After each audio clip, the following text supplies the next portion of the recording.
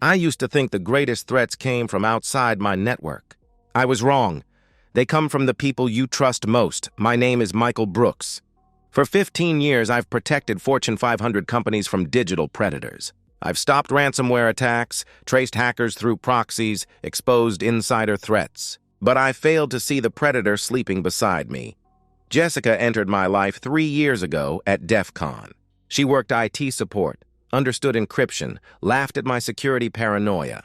When she said, "Finally, someone who gets why I tape over my laptop camera," I was done for. Our wedding was small. We merged our lives like a system integration. Joint accounts, shared passwords, synchronized calendars. I thought we were building an impenetrable firewall. Instead, I was giving root access to someone who would use it against me. The changes started 6 weeks ago. Jessica's irritation when I'd check the house alarm. Her sudden Discord obsession and late-night gaming. The way she'd minimize her screen when I entered. "You're becoming a helicopter husband," she complained when I asked about the Proton Mail app on her phone. Can't a girl have privacy? Privacy. In cybersecurity, people who suddenly crave privacy are hiding something. I started paying attention. The encrypted messaging apps. The VPN on her laptop. Her sudden interest in my client files, asking about my biggest contracts and whether I kept backups at home. "I'm trying to understand your work better," she'd insisted, hand on my shoulder. "I want to be more involved." 3 days ago, I told her about the Chicago Cybersecurity Conference. Week long. She practically pushed me out the door. "You need this," she urged. "You've been stressed. A week away will do you good." I agreed, kissed her goodbye this morning, drove toward O'Hare. But instead of boarding a plane, I checked into the Marriott 4 blocks from our Naperville house. Because before leaving, I'd installed something special. "Just upgrading our network security," I told her yesterday, spending 2 hours in my office. "New firewall, better encryption, additional monitoring. Can't be too careful." She'd smiled, brought coffee, kissed my forehead. "My protector," she'd said. The words feel like poison now. The monitoring system is military grade, invisible cameras smaller than buttons, keystroke loggers, audio pickups that hear whispers. Every byte through our network is copied, analyzed, stored. The same system I'd installed for a defense contractor worried about Chinese espionage. Overkill for home, unless your wife is the threat. Now I sit in this hotel room, 3 monitors showing different feeds. The Kit Brooks where Jessica makes dinner. The living room where her laptop sits closed. My office where she has no reason to be. Part of me hopes I'm paranoid, that I'll spend a week watching her binge Netflix and order Thai food. Part of me already knows the truth, that gut feeling that saved me from 100 cyber attacks, screaming that danger is inside my home. My phone buzzes. Security system alert. Motion detected in home office. I switch to the office feed. Jessica enters, closing the door carefully. She sits at my desk, opens my laptop, begins typing. The keystroke logger activates. She's entering my master password, the one I never told her, the one she could only know by watching me type it. Character by character, perfect. My blood runs cold as my security system confirms what I suspected. The predator isn't at the gate. She's already inside. The first 24 hours of surveillance showed me the Jessica I thought I knew. Morning yoga. Work calls, lunch scrolling Instagram, normal. But Monday evening, my wife transformed. She entered my office at 7:47 p.m. No hesitation. The infrared cameras captured her focused, predatory face. She navigated my system with practiced ease. This wasn't her first time. Franklin Industries, accessed. Peterson Medical, opened. Steinberg Financial, downloaded. Each file contained everything. Employee records, social security numbers, financial data, security protocols, information worth tens of thousands on the dark web. She wasn't randomly browsing. Methodical documentation, screenshots to an encrypted thumb drive. My wife, who barely understood my work, was executing professional data extraction. I documented everything from my hotel room. Screenshot, timestamp, video saved. My hands moved automatically while my mind reeled. She opened a hidden folder on the thumb drive. Dozens of subdirectories for my clients, gigabytes of stolen data. Earliest timestamp 3 months ago, 90 days of betrayal. At 9:15 p.m., her phone rang. A second phone from my desk drawer. "Hey, baby," she purred into it, voice different. "Yeah, he's gone." "Whole week? I miss you too. The audio caught everything." She laughed, really laughed at something the caller said, twisting her wedding ring like a shackle. "Dark Knight 47 sends his love," she continued. That Discord username. "How's Phoenix?" She listened, then responded, "Thursday? Perfect." "He never suspects anything." She spun in my chair, making plans with another man. "The Steinberg files alone are worth 50 grand, she bragged. "I know, baby, I know. Patience. By Friday, we'll have enough to disappear forever. Somewhere warm." Every word was precise, devastating. "No, he's clueless." She laughed into the phone. "Still thinks he's protecting everyone. You should see his face explaining security systems, like some digital superhero. Pathetic. Pathetic." The word echoed as I watched my marriage cremated in real time. She returned to theft. Montgomery Industries financial records, Brooks Technologies patents, stealing from the company bearing my family's name. Customer lists from 3 law firms. At 10:30 p.m., she called her sister on her regular phone. "Michael's at his conference," she lied smoothly. "Everything's fine. Better than fine. Remember that opportunity?" She paused, listening. "It's happening." "By next week, everything will be different. I'll finally be free. Free. From me." She worked until midnight, copying 400 gigabytes. When finished, she stood, stretched, looked directly at a hidden camera without knowing. I saw cold satisfaction. She returned everything to position and left. Motion sensors tracked her to our bedroom, where she fell asleep immediately. I sat until dawn, replaying footage, cataloging evidence. My analytical mind processed while my heart investigated 3 years of memories. Her insistence on knowing my schedule. Questions about big clients. Interest in cryptocurrency. Weekend trips to her sick aunt in Phoenix, where Dark Knight 47 lived. My phone buzzed. Jessica transferred $5,000 from our joint savings. Memo. Investment opportunity. I screenshotted it. Then noticed something worse. She'd photographed our account statements, my insurance policies, the house deed, my passport, license, social security card, everything needed to steal my identity and disappear with everything. The data theft was just beginning. She planned to erase me entirely. Tuesday, I transformed from victim to predator. The Marriott room became my command center. 3 monitors, 2 laptops, enough Red Bull to fuel war. Dark Knight 47. David Martinez, 34, unemployed, Tempe, Arizona. 3 arrests for identity theft, 2 convictions, 1 outstanding Nevada warrant. His dating profile claimed cryptocurrency entrepreneur. His record told the truth. The irony was perfect. My security-conscious wife was being catfished by a criminal who couldn't hide his IP address. I controlled their servers now. Every message, photo, plan, I had it all. Their relationship started 4 months ago on a gaming forum. Within 2 weeks, Within a month, she was complaining about her jerk husband in cybersecurity. That sparked David's idea. The messages revealed everything. "Baby, you're sitting on a gold mine. His client's information is worth millions," he'd written. "I couldn't do that to Michael," she'd initially resisted. "What's he done except treat you like a child? We deserve better," he'd pushed. 3 weeks to convince her. Or maybe he revealed what she always was. I called my lawyer at 8 a.m. Tuesday. Then my business partner. Then FBI cybercrime agent Sarah Williams sounded impressed. "Mr. Brooks, this is the most documented case I've seen. They're facing 15 to 20 years federal." "Good," I replied coldly. Meanwhile, I watched Jessica prepare for David's Thursday visit. $300 of lingerie, hair, nails, Brazilian wax she'd never gotten for me. Cleaned house obsessively, changed sheets to expensive wedding gifts never used. The cruelest moment, packing our wedding photos into boxes for the garage. First dance, honeymoon, reception laughter from the mantel, all hidden so David wouldn't see reminders. I documented everything, but something else happened. Pain crystallized into something harder. I wasn't watching my wife, I was watching a target. Every action was intelligence, every word evidence. Every betrayal ammunition Tuesday afternoon brought worse revelation. Jessica copied my proprietary security software. 5 years of development, algorithms worth millions, my company's flagship product. Compressed, encrypted, uploaded to David's cloud server. They weren't just selling information. They were selling my life's work to competitors, maybe foreign actors. This was corporate espionage. 25 to life. I made a decision. I wouldn't stop them immediately. Let them believe they'd won. Let them get comfortable. Let them reveal everything. But I wasn't passive.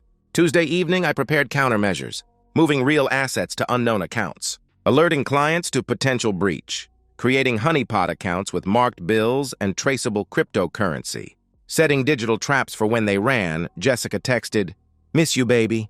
Conference going well? Can't wait for you home. Love you." Somewhere beneath the ice around my heart, something stirred.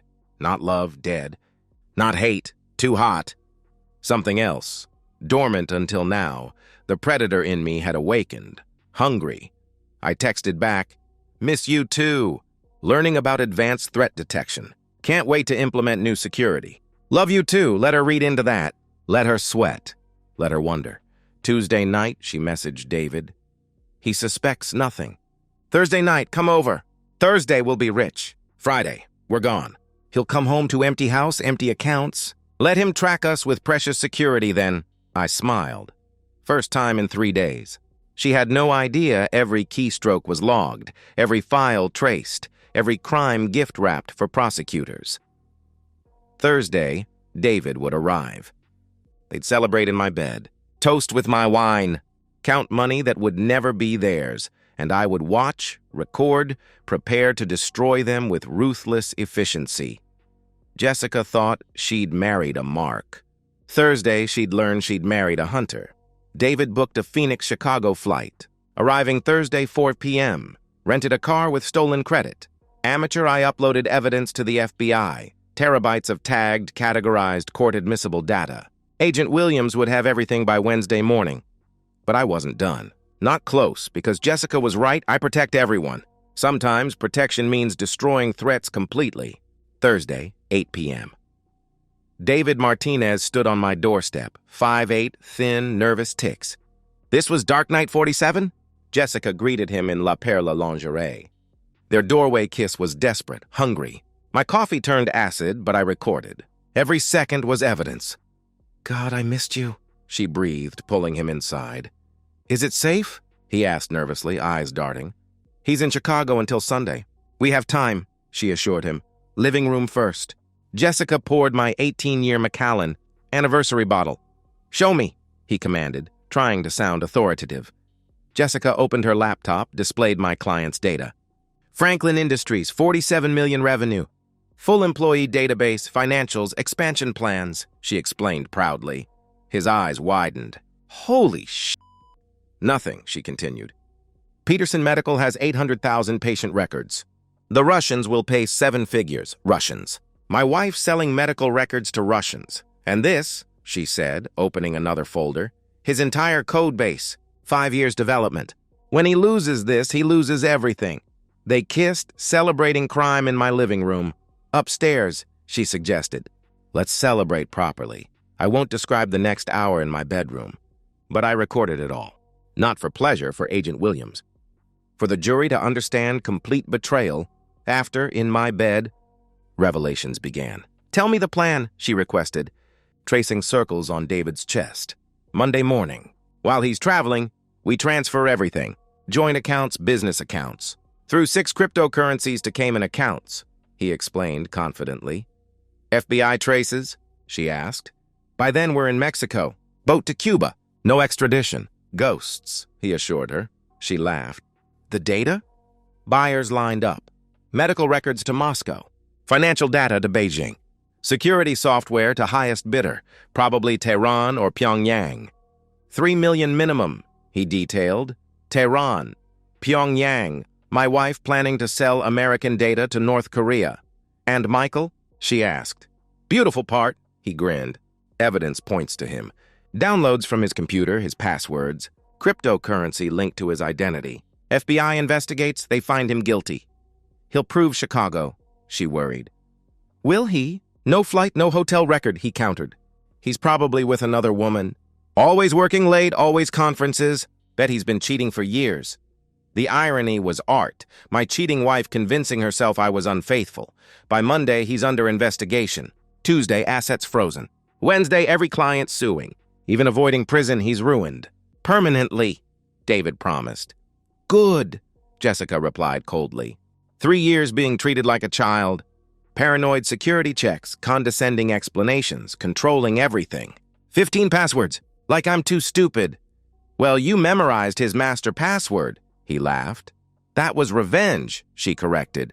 They detailed everything. Fake suicide note, manifesto about fighting corporate America.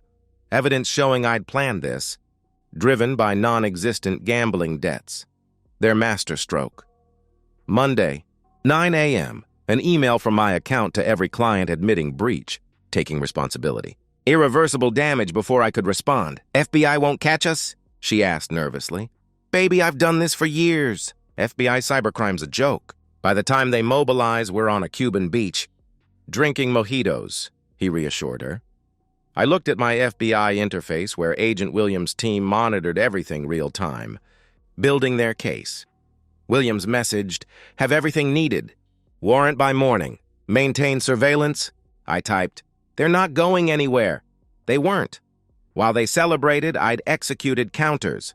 Money moved to inaccessible accounts. Cryptocurrency wallets tagged. Buyers were FBI honeypots I'd helped create. David's photo sent to every border checkpoint. Cayman account frozen. Cuba boat captain was undercover DEA. Every move countered. Every escape blocked. They just didn't know. Midnight. They slept in my bed, wrapped together dreaming of beaches and millions.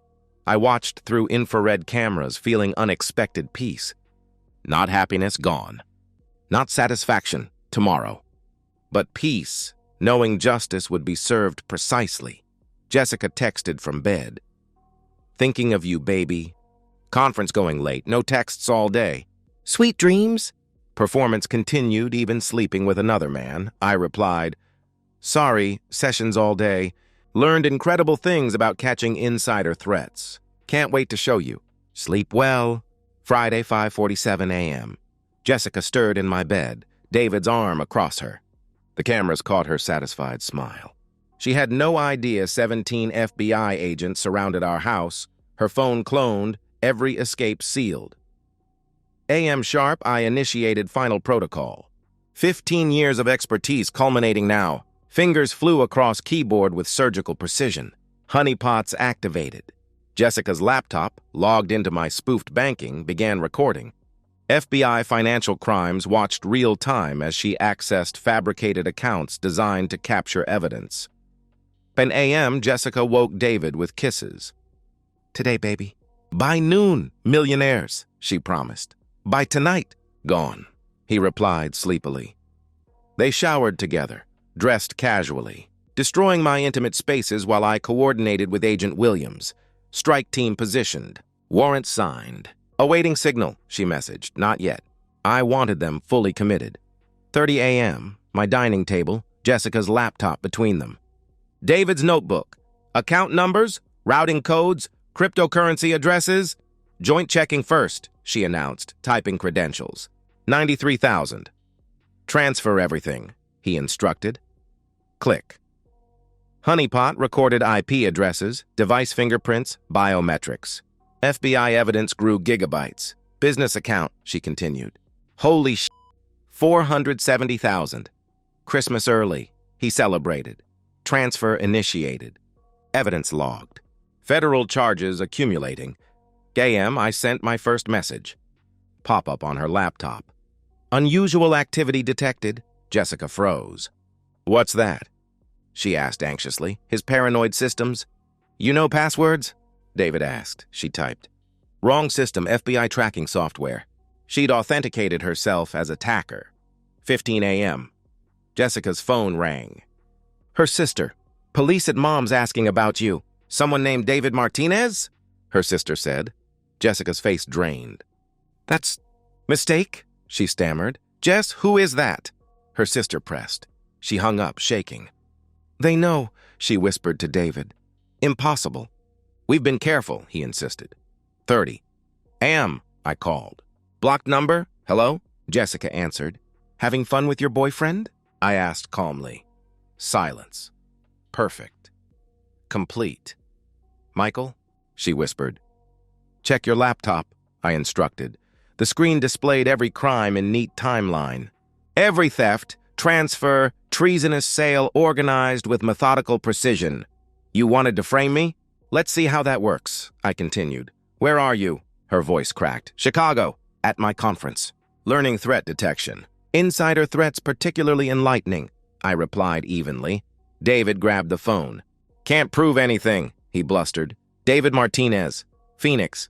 Wanted 3 states identity theft, I recited. Did Jessica mention she's recording?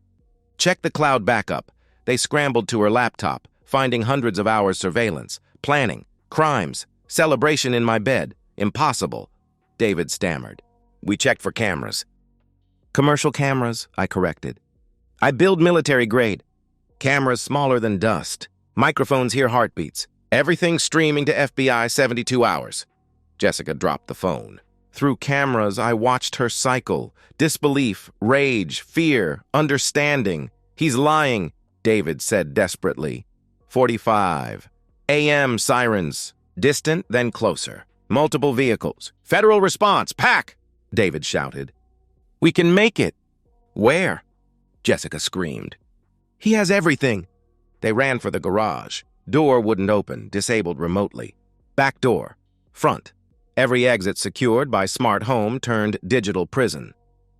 AM exactly. Agent Williams' megaphone. David Martinez.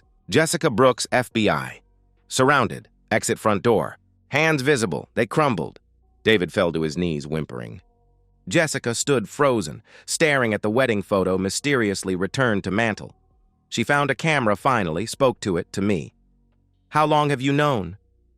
I called as an agent bagged her phone. He held it to her ear. You taught me people closest are most dangerous. Thanks for the education, I said. Michael, please, she begged. Enjoy federal prison. Excellent IT security. Hard to hack. Hard to escape, I ended the call. Agents read charges. Corporate espionage. Identity theft. Conspiracy. Terrorism provisions for medical records. Jessica, 15-20 years. David with priors, 25 life. As vehicles left, I stood for the first time in hours.